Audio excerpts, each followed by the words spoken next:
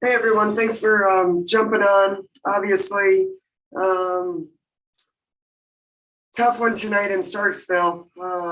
We felt like I was a little concerned. I was really concerned actually.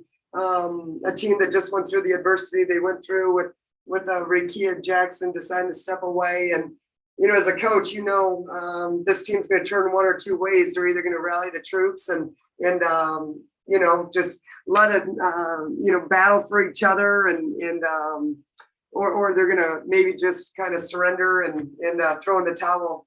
And they just really came out tonight and competed. They shot lights out.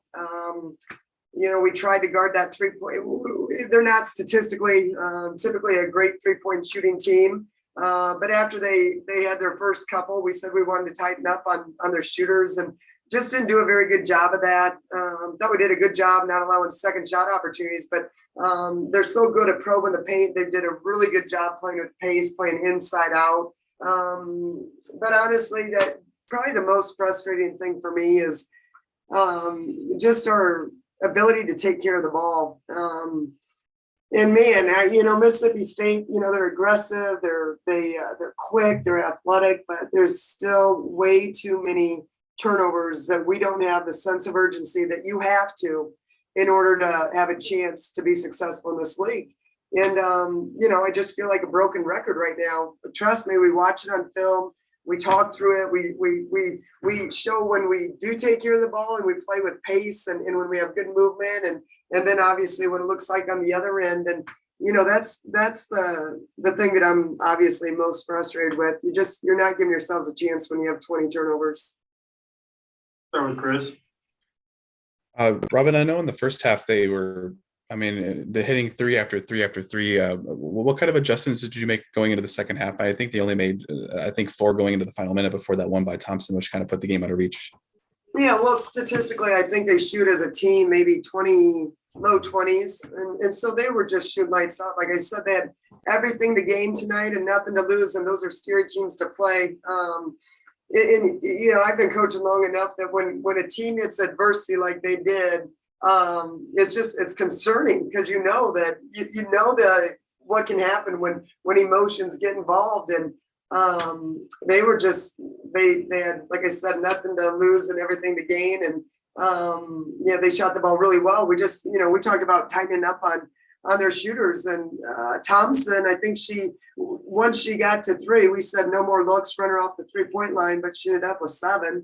And then Hayes, we could live with her 3, but once you give 7 up to Thompson, that was obviously not good. And give them some credit. They knocked down shots, and tonight was their night. It's a tough one to swallow, but it's a marathon, not a sprint. The same thing I say after wins, same thing I say after losses. We've got to learn, and we've got to continue to own what we need to own and get ready because we'll have another tough game in just a couple days. Brandon. Coach, after the game against Texas A&M, you talked a lot about how you like the lack of turnover things. Is there something Mississippi State did tonight that kind of forced you into more of those turnovers and kind of knocked you out from the stretch you had against Vanderbilt and A&M? I don't ever want to not give credit where credit's due. And I do think Mississippi State's got a very good defensive team. They're just, like I said, they're quick, they're athletic. They get their hands on a lot of things. So I definitely want to give them credit, but and that's what I tell our girls, you're not going to play the game perfect. We're just not. But there's way too many that we're leaving out there. We've got to put ourselves in a position to play with 12 or less. We've got to stop trying to make 50-50 passes.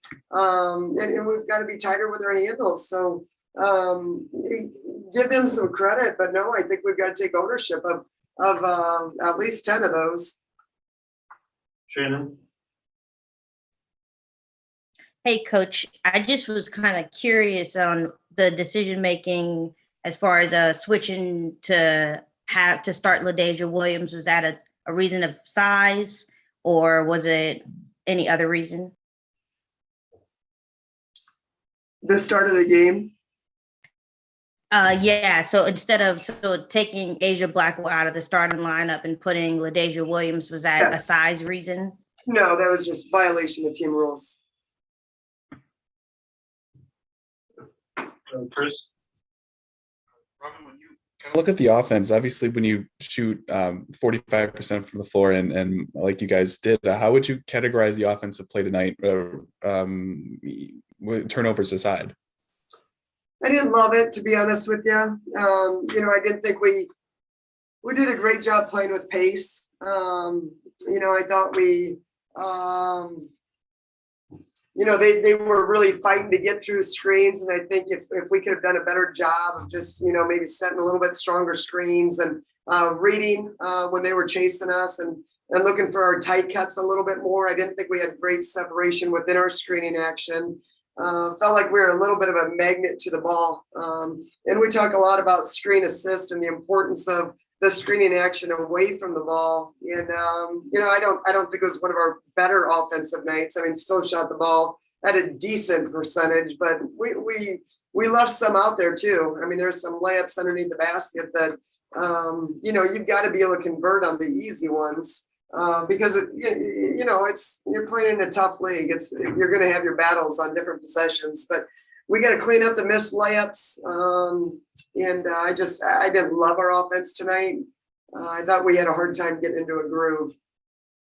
Andrew, Coach, just how much do you think this game is just an example of how tough it is to play, not just against any SEC school, but on the road, and you got another one coming up on Sunday. Yeah, I think winning's hard. Winning on the road is really hard. This is a good team. As coaches, we were very well aware Rakia Jackson's a huge part of it, but they've got some elite level kids. And, we knew it was going to be a battle. Didn't think they had as much depth. But we knew the kids that are in that lineup can certainly play at a high level. And again, I think the challenge was playing them after the adversity that they had in the last 48 hours. I just think, like I said, you're either going to rally the troops or they're going to throw in the towel. And that can be a really powerful thing. And they hit their first couple shots early and I just felt like they, again, had nothing to lose and came out swinging and battling. And we just didn't match the intensity level. It is hard to win. It's hard to win on the road, but I want to give credit where credit's due, but I also want to take ownership and responsibility and say that I don't think that we were in this wasn't one of our grittier performances. And that's how we've had success this year, by being a very resilient, gritty team. And we had a hard time getting out of our own way at times. Brandon, Coach, what's your message to the team going forward at bouncing back off of this tough loss? What's your message to the team going for another road game against Alabama on Sunday? Yep, same thing it always is. After a win, after a loss, it's a marathon, not a sprint.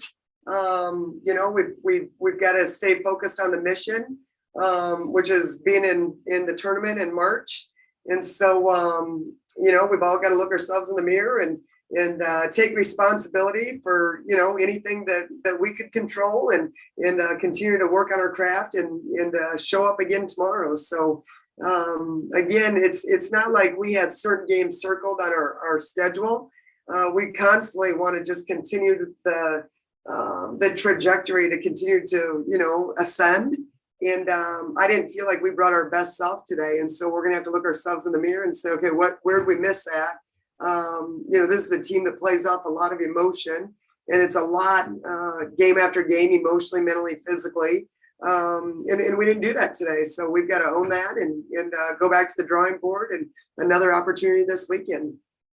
thanks everyone. Thanks.